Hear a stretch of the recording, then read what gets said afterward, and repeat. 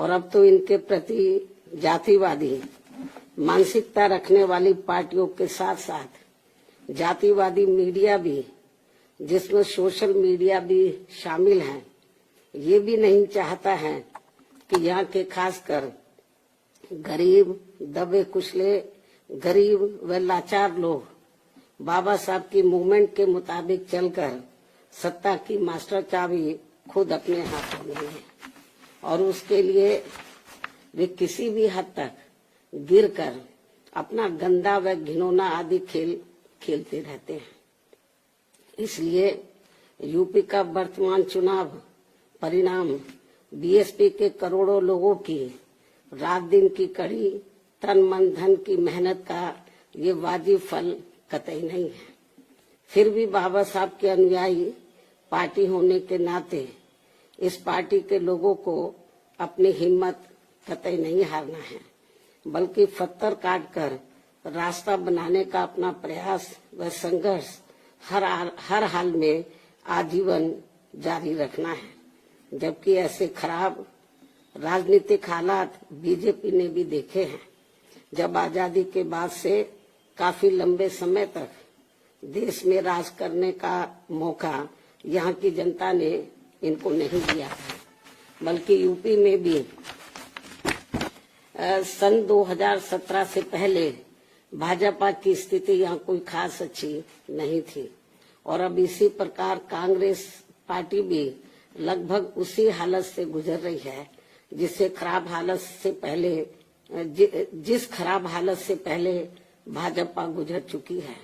इसलिए कल आए चुनाव परिणाम आगे के लिए सबक, जिसके परिप्रेक्ष्य में यहाँ मैं ये कहना जरूरी समझती हूँ कि चुनाव में पूरे यूपी से मिले फीडबैक के मुताबिक जातिवादी मीडिया अपनी अनवरत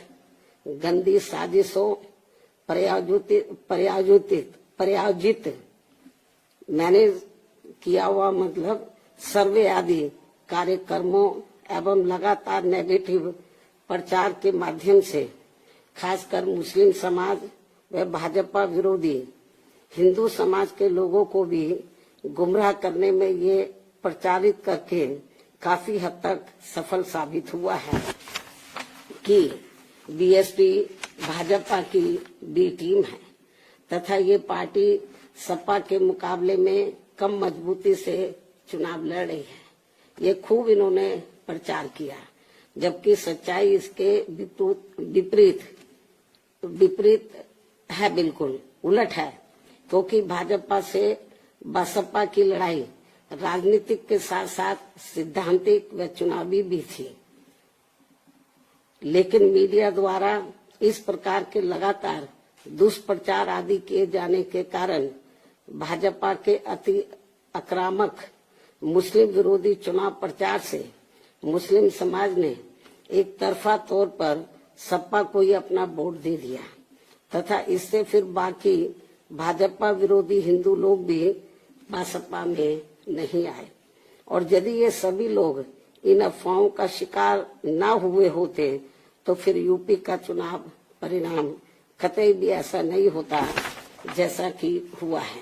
और अब समय बीत जाने के बाद ये लोग दोबारा से जरूर पछताएंगे। लेकिन इससे ये स्पष्ट है कि मुस्लिम समाज का वोट यदि दलित समाज के साथ मिल जाता, जैसा कि बंगाल के चुनाव में टीएमसी के साथ मिलकर भाजपा को धराशायी करने का चमत्कार परिणाम दिया था, तो फिर वैसे ही परिणाम यहाँ भी दोहराए जा सकते थे। साथ ही ये लोग हमेशा इस तथ्य को ऐन वक्त पर भूल जाते हैं कि केवल बीएसपी ही यूपी में भाजपा को सत्ता में आने से रोक सकती है, सपा नहीं। इनकी इसी गलत सोच का ही ये नतीजा है कि भाजपा फिर से सत्ता में वापस यहाँ आ गई है। और यदि यूपी में तिकोना संघर्ष हुआ होता, जिसकी पूरी संभावना भी थी, तो तब यहाँ यूपी के परिणाम बीएसपी की अपेक्षा के मुताबिक आते तथा फिर भाजपा को सत्ता में आने से रोक लिया जाता। अर्थात कुल मिलाकर मुस्लिम समाज बीएसपी के साथ तो लगा रहा, किंतु इनका पूरा वोट समाजवादी पार्टी की तरफ शिफ्ट कर गया और इनके इस गलत फैसले से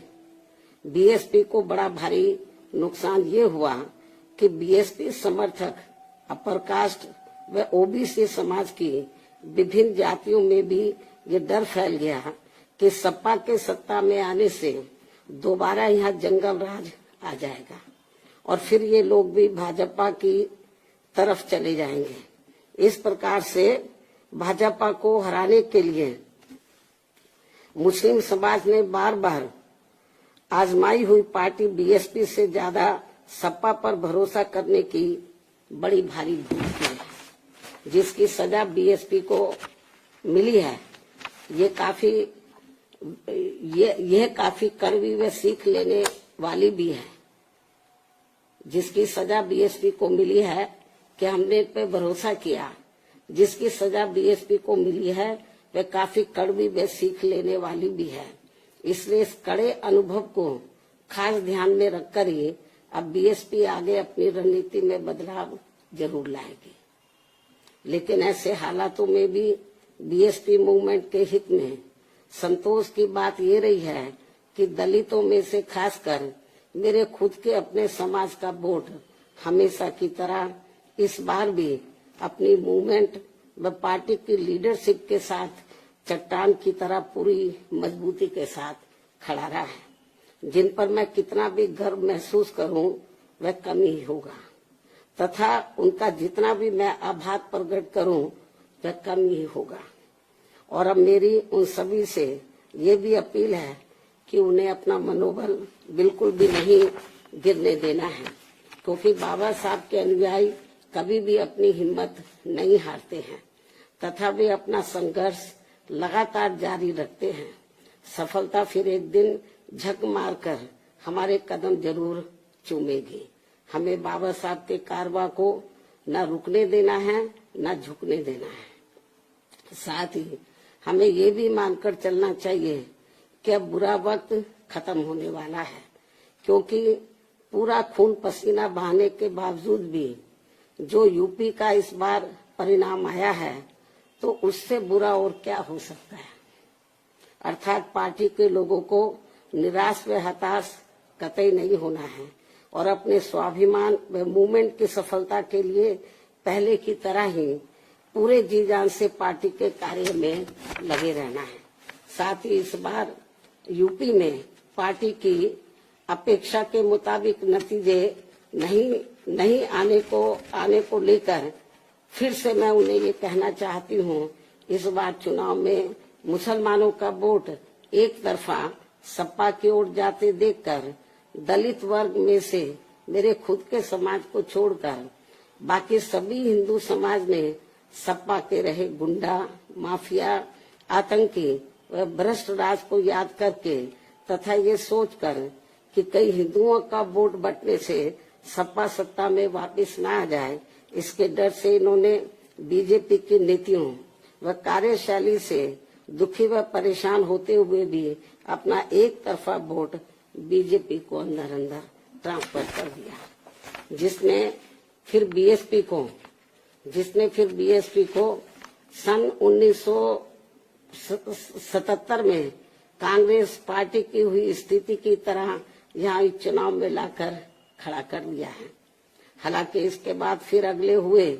चुनाव में कांग्रेस पार्टी पूर्व की तरह यूपी सहित देश के अन्य राज्यों में भी पुनः सत्ता में वापस आ गई थी।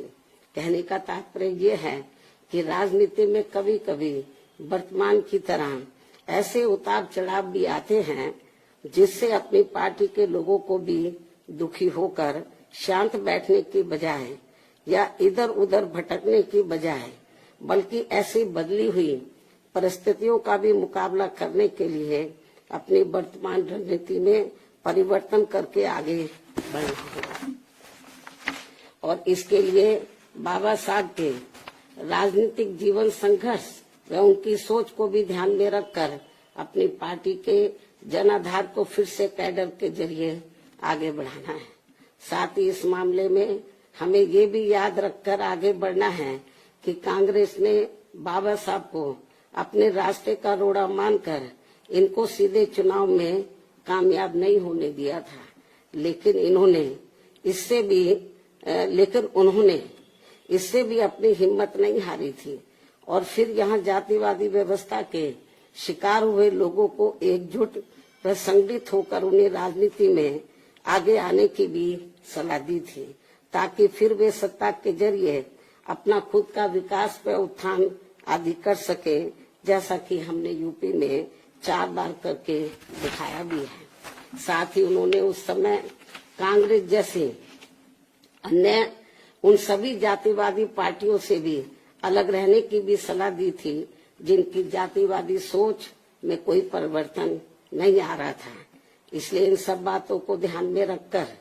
अपनी पार्टी के लोगों को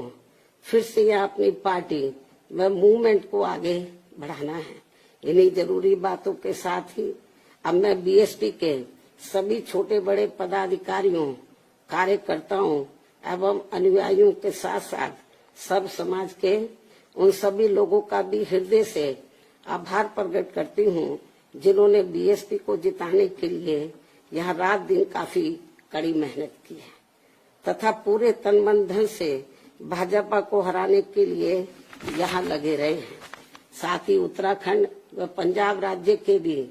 पार्टी के अपने सभी छोटे बड़े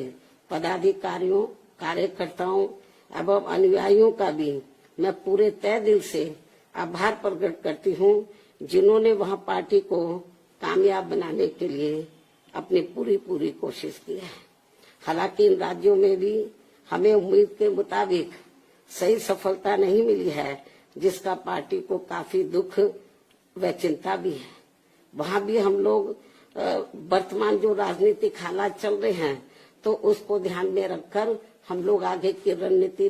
बनाकर अपनी पार्टी और मूवमेंट को आगे बढ़ाएंगे। और अब मैं इन्हीं जरूरी बातों के साथ ही अब मैं अपनी बात यही समाप्त करती हूँ। धन्यवाद। जय भीम व जय भारत।